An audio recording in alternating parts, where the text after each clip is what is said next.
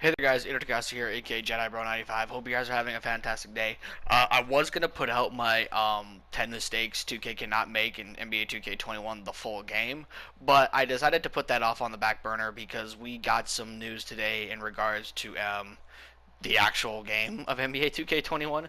And I know it took me a little bit of a little while to put out this video, but I wanted to wait till I had some time to myself because I don't like to record while my fiance is awake and shit like that. Like to spend time with her as well as my buddies, trying to get some gameplay and just play some games and hang out and shit. Also, I've just not really been playing 2K that much to really have the motivation to get gameplays for you guys. But with that out of the way, guys, so I'm just going to be talking real quick about basically everything that was confirmed for 2K21 today. What my thoughts are on it. Do I agree with any? Do I agree with it? Do I not agree with it? And just overall my general consensus thoughts. So the first thing I wanted to really talk about, I was really excited when I first heard about this, but now after a little while of pondering it and thinking about it, I'm actually starting to wonder if this is actually a good idea. Now, I think it's a decent idea to do this, but I don't know how it's going to work in practice. And that is the fact that 2K removed Quick Draw. They finally and they announced today that 2K21 will not have Quick Draw in 2K21 because they've gone through extensive data and feedback and shit like that, and they've come to the conclusion basically that people just do not like Quick Draw.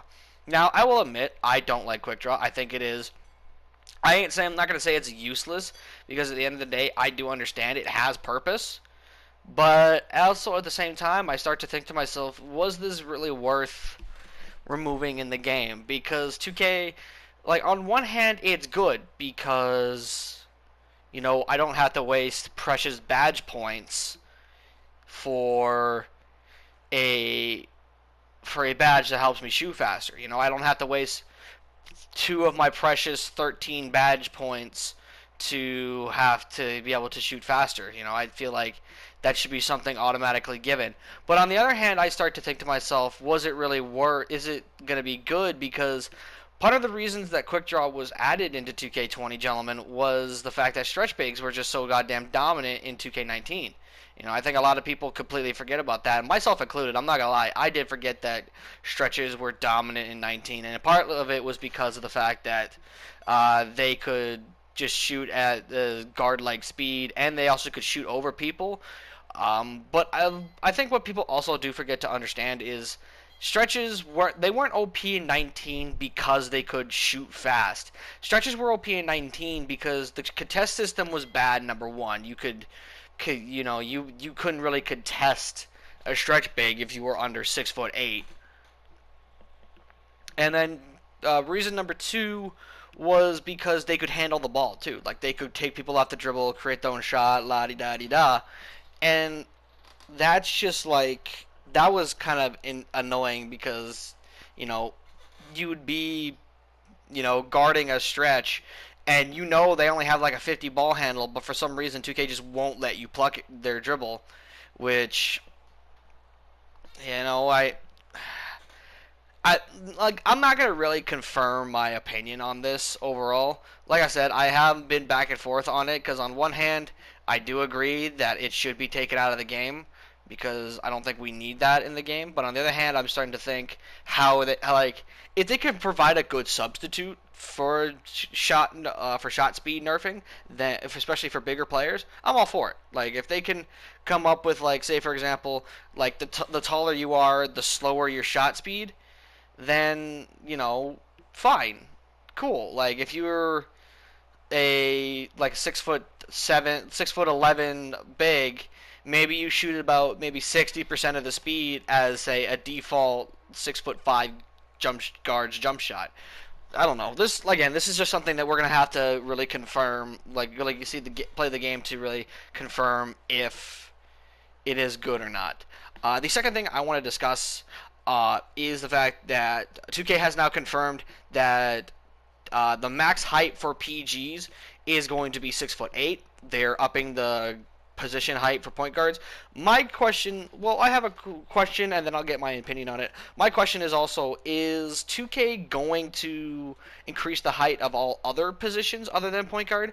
Because, like, say for example, like it wouldn't make sense to me that the max height for a PG is 6'8", but then the shooting guard's max height is like 6'7". Like, to me, that just wouldn't make any iota of sense because, like, but just by natural positioning and also natural ways that the game is built, shooting guards are taller than point guards. You know, majority of the time, anyways.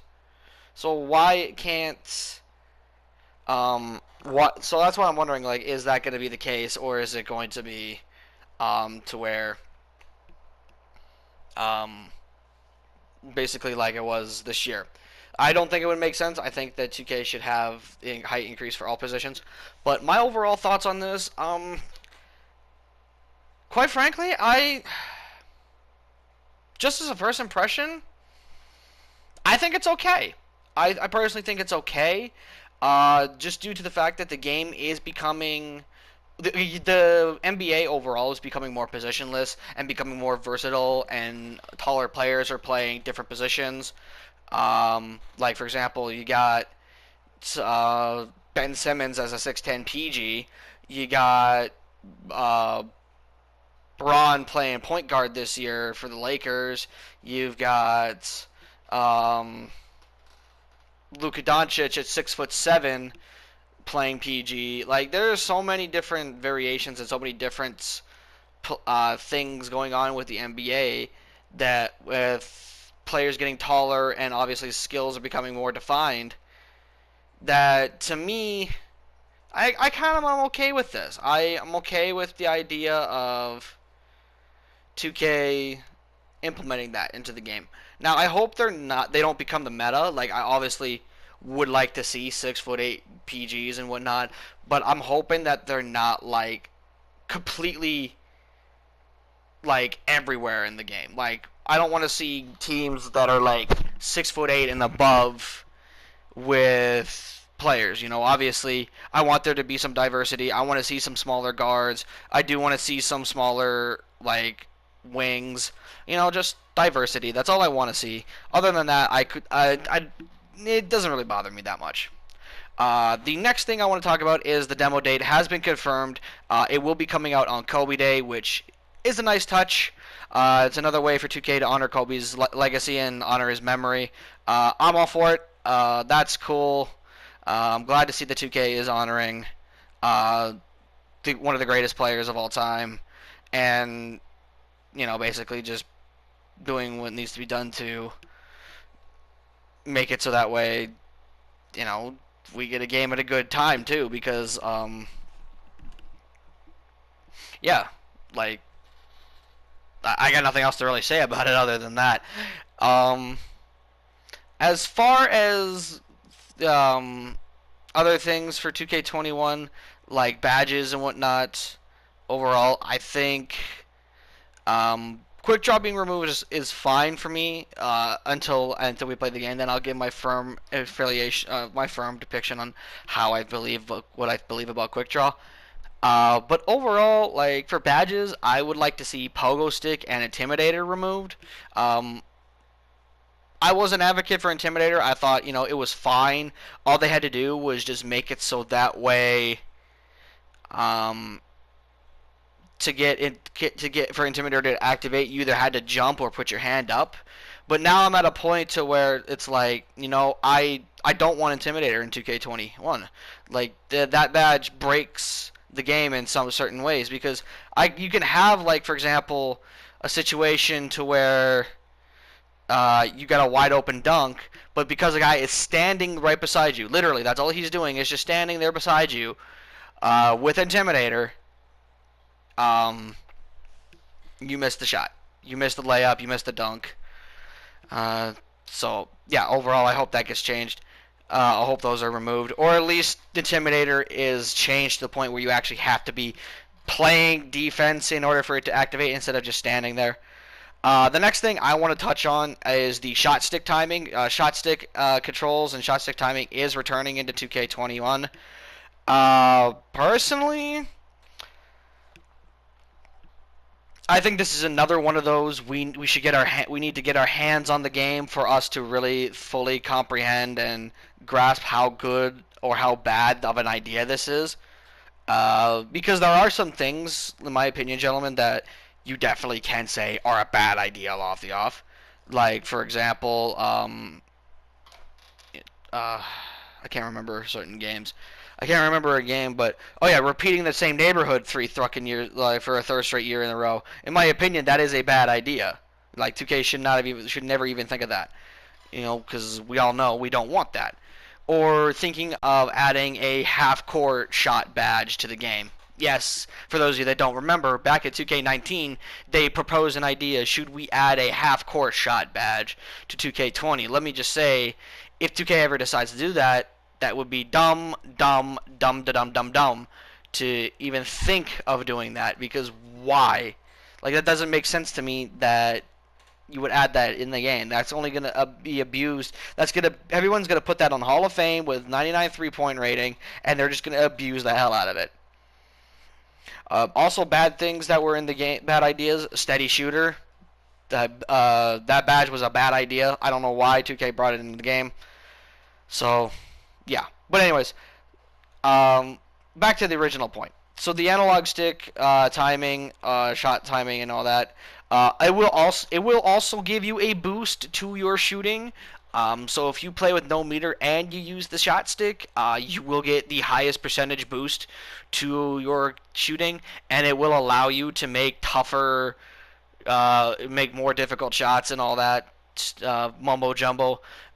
Again, personally, I think this is just something we got to get our hands on. One thing I am happy about, though, and one thing I do think is a good idea, is the layup ones. Because we all know layups this year were a complete and utter inconsistency. And so I do think that, adding the ability to increase your layup percentage is pretty dope. But again, I think overall this is just one of those things where we have to wait and see.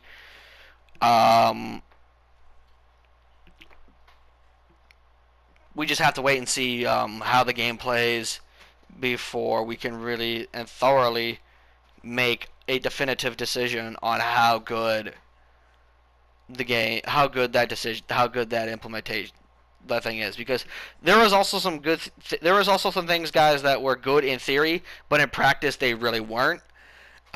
Such as the neighborhood in 2K18, it was a good idea in theory, but in my opinion, it never really worked out in practice because nobody really cared about the neighborhood after about maybe 2-ish months. Also, that was a good idea in theory, but never really panned out in practice. Was the 2K19 and 2K18 archetype system. It never really worked out in practice because, especially the 2K18 one, because 3 of the gold badges that you got for your players were all the same badges. So in practice, it never really worked like that. But I'm interested to see what you guys have an opinion on for all the information that was revealed today. Obviously, if I do forget anything, gentlemen, obviously let me know in the comment section, and I will definitely get to it if I when I do see the comment. Like the video if you guys did enjoy. Subscribe if you guys are new. Turn on notifications as well, so that way you guys don't miss videos on when I upload. Because sometimes YouTube is funky like that. Because we all know, for the most part, YouTube just doesn't cooperate. But with that out of the way, gentlemen, I'll see you guys in the next video. Peace out.